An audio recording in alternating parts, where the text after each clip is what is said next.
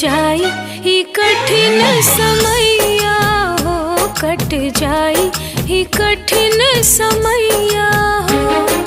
साथ साथ चलब हर कदम,